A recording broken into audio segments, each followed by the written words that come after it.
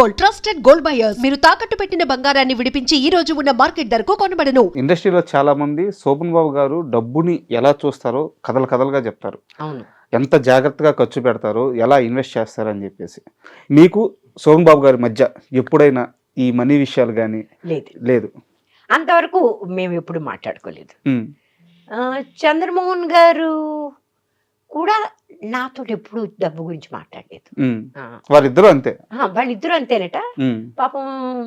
కాకపోతే శోభన్ బాబు గారు చేసినంత తెలివిగా చంద్రమోహన్ గారు జరగలేదు. ఉమ్, బట్ అబ్బాయి డబ్బు అనేది చూసారా, ఉమ్, ఐ డోంట్ నో.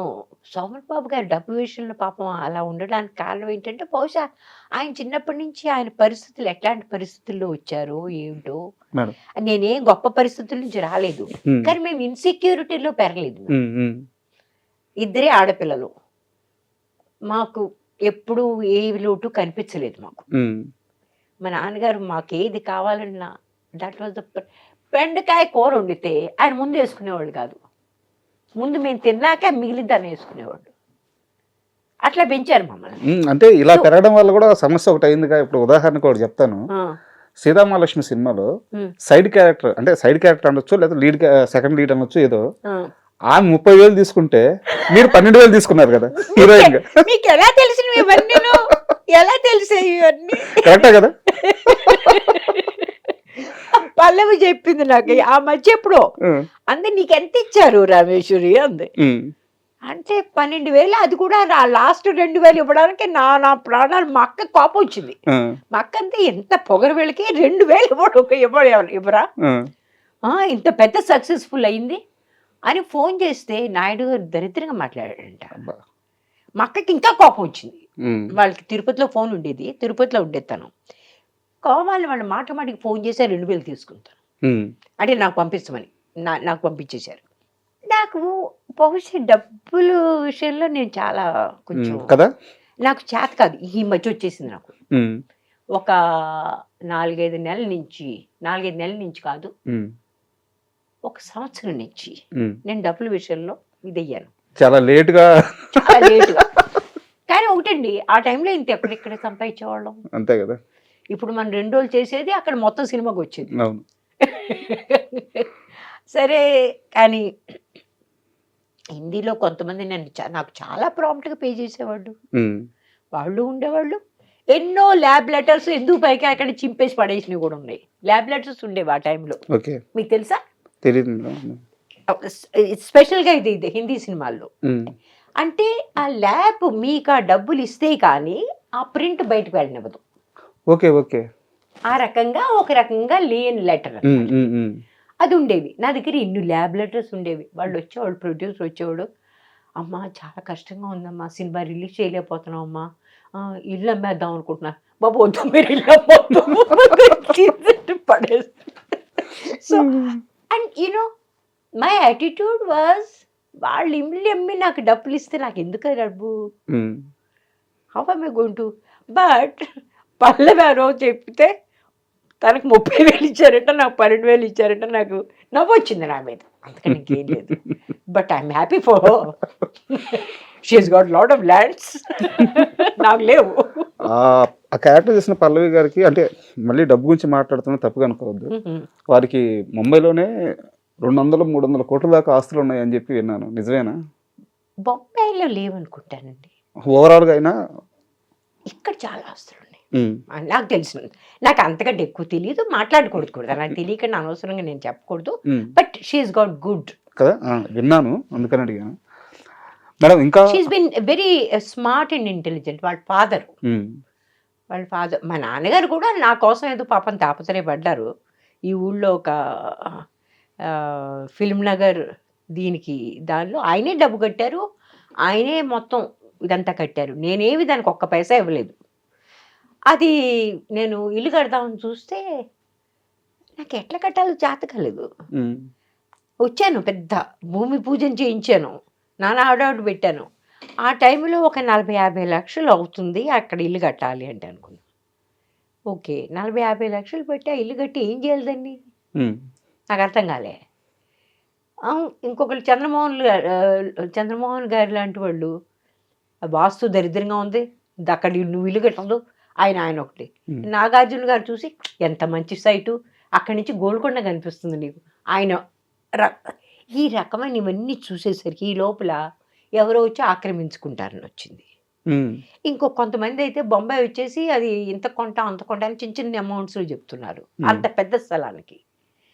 ఇవన్నీ చూస్తుంటే నాకు చిరాకేసింది, నాకు అనిపించింది ఐ కాంట్ హ్యాండిల్ దిస్ అనిపించింది. నేను మాత్రం బొంబాయి వచ్చి ఇక్కడ స్థిరపడాలని అనుకోలేదు. ఓకే.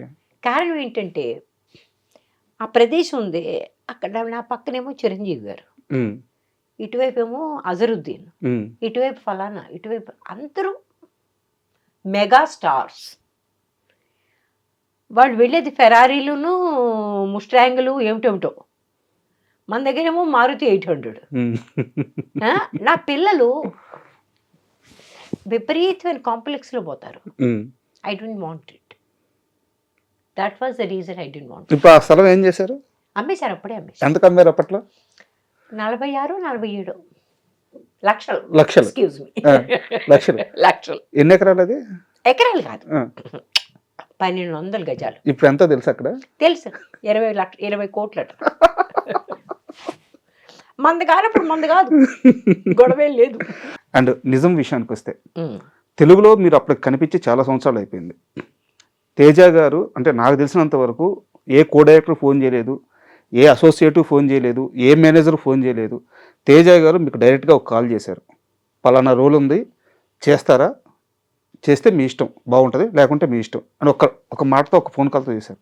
మీరు తర్వాత తేజ గారిని అడిగారా అసలు నేను ఎలా గుర్తొచ్చాను, నాకు ఎందుకు కాల్ చేసావని చెప్పి? ఆయన ఫోన్ చేశారు. ఆ టైం కూడా ఎట్లాంటిదంటే ఐ వాంటెడ్ టు వర్క్. మా అమ్మ పోయింది, ఓకే. ఒక వాయిడ్ వచ్చింది, అంటే నాన్న ముందే పోయారు, అమ్మ ఆ టైంలో పోయింది. పోయి ఒక 2 నెలలు అయింది. ఆ వాయిడ్ పోవట్లేదు నా మనసులోంచి. మా ఆయన కూడా అన్నాడు, నువ్వు బయటికి వెళ్ళు, just get out of here, do something అన్నాడు అనమాట. ఎందుకంటే నేను చాలా బాయిస్టర్స్, నేను ఎప్పుడు చాలా పాజిటివ్గా తిరిగే రకాన్ని, నన్ను అట్లా చూడడం ఎవరికి ఇష్టపడలేదు. సరే ఆ టైంలో ఈయన ఫోన్ వచ్చింది, నేను తేజ అన్న తెలుసుండకపోతే తప్పలేదు. ఐ సెడ్ ఓకే, డైరెక్టర్ నేను, సినిమాలు తీస్తుంటాను, నా కన్సర్న్ పేరు ఇది, ఇలా ఒక క్యారెక్టర్ ఉంది, చాలా మంచి క్యారెక్టర్, మీరు కథ వచ్చి వింటాను అంటే మీకు టికెట్ బుక్ చేస్తా ఉన్నారు, ఇవాళ చేయమంటే ఇవాళ చేస్తా ఉన్నారు, అంటే ఇవాళ వద్దండి, రేపు కూడా వద్దు, ఎల్లుండి చేయండి, okay, I need a little time to think, ఎల్లుండి చేయండి అన్నాను. ఆ పొద్దున్న టికెట్ బుక్ చేస్తాం, సాయంత్రం మీరు వెనక్కి వెళ్ళిపోవచ్చు అన్నారు. సరే అన్నా. అప్పుడు మీరు అడగలేదా హీరో ఎవరు ఏందనేది ఫోన్లో కూడా? ఓకే. నేను ఎప్పుడు కూడా బహుశా దీని గురించి పట్టించుకోలేదు. వాట్ డూ దే ఆఫర్ మీ, అది నాకు ముఖ్యం. తిన్నగా వాళ్ళ ఆఫీస్కి వెళ్ళాం, ఆయన వెంటనే కలిశారు, మొత్తం అంతా చెప్పారు. ఆయన అన్నారు, ఈ క్యారెక్టర్ మేము చాలామందికి ఆఫర్ చేసామండి, వాళ్ళ ప్రాబ్లమ్స్ వాళ్ళు చేయలేదు, రేఖా గారు కూడా చేశారని నేను విన్నా. ఎంత నిజమో అబద్ధం మనకు తెలియదు. జయసుధ గారు చేశారని మాత్రం తెలుసు. ఆ అందట కొంచెం ఫిజికల్, ఇంత ఫిజికల్ నేను చేయలేను అన్నట్టు. నేను ఆ ఫిజికల్ బట్ గురించి ఆలోచించలేదు, ఒక క్యారెక్టర్గా ఆలోచించాను అంతే. క్యారెక్టర్ ఆయన చెప్తా ఉంటే నాకు నచ్చింది. కొన్ని చోట్ల బహుశా ఆయన చెప్పింది నేను సరిగ్గా అర్థం చేసుకోలేదు కూడా. ఆ తర్వాత నేను షూటింగ్ చేస్తున్నప్పుడు అర్థమైంది, ఆయన చెప్పింది వేరు, నేను అర్థం చేసుకుంది వేరని. బట్ ఎనీవే ఇదంతా జరిగాక కూడా దీనిలో హీరో మహేష్ బాబు అని చెప్పారు. కృష్ణ గారి అబ్బాయిని, అది తెలుసు నాకు, అంతకంటే పెద్ద ఎక్కువ తెలియదు. ఆయన సినిమా, ఆ అబ్బాయి సినిమాలు చూడలేదు, చిన్నపిల్లాడిగా ఏదో సినిమా చూశాను అంతే, అంతకంటే చూడలేదు నేను. సరే అట్లాగే అనుకున్నాం. మీకు ఎంత డబ్బు కావాలన్నారు? I said I have no idea. మళ్ళీ అదే సమస్య, మనకి ఎప్పుడు ఉండే సమస్య, no idea. They said will give you this much. Said okay. ఆ తర్వాత మహేష్ నిజంగా నన్ను తిట్టాడండి. అవునా? ఏంటి ఎంత తక్కువ డబ్బు చేశారు మీరు, ఏమన్నా అసలు మీకు ఏమన్నా ఎవరన్నా అడిగే మాట్లాడినా లేదా, పెద్దవాళ్ళు తింటారు అని తిట్టాడు. మరి అంత తక్కువ చేశారా? అంటే అంత తక్కువ అంటే నాకు తక్కువ అనిపించలేదు, కానీ ప్రపంచంలో చాలా మందికి ఇప్పుడు విజయశాంతి గారు సినిమా చేస్తారు, ఆవిడ 1 కోటి రూపాయలు తీసుకుంటారు అనుకుంటా. నేను ₹1,00,00,000 నేను అడగలేను. ఉమ్, నాకు అర్థం లేదనిపిస్తుంది. Why should they pay me that much money నాకు అనిపిస్తుంది. Um, um, but I want a decent money. నేను ఇంత వచ్చి ఇంత టైం స్పెండ్ చేస్తున్నప్పుడు I want a decent amount of money, but not exorbitant. Um. అది అదే మీరు ఇల్లు అమ్ముకుని నాకు డబ్బులు వద్దు. కాదు, తేజ గారిని అడిగారా ఈ క్వశ్చన్? నాకే ఎందుకు ఫోన్ చేసి ఎలా గుర్తొచ్చాను? అడిగాను. ఆ. అలా అంత డైరెక్ట్గా అడగలేదు, ఉమ్, బట్ నేను ఎట్లా గుర్తొచ్చాను మీకు ఉమ్, అడిగాను. అడిగితే అన్నారు, మీరు ఎలా గుర్తొచ్చారు నేను ఇప్పుడు చెప్పలేను, కానీ మిమ్మల్ని మేము మర్చిపోలేదు అన్నాడు. వావ్. అంటే ఏ రకంగా అంటేను మీకు తెలుసా, ఆ, సీతామహాలక్ష్మి క్యాసెట్ పెట్టుకుని ఉమ్. మేము చూస్తూ రంగీలా స్క్రిప్ట్ రాసాం అని చెప్పాడు. చెప్తే అసలు వావ్, నేను రంగీలా సినిమా చూడలే. ఉమ్.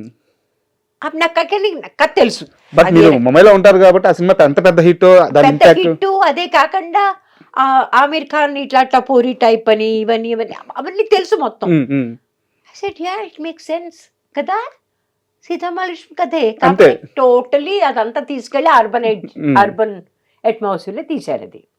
So I said, oh nice, thank you for remembering me.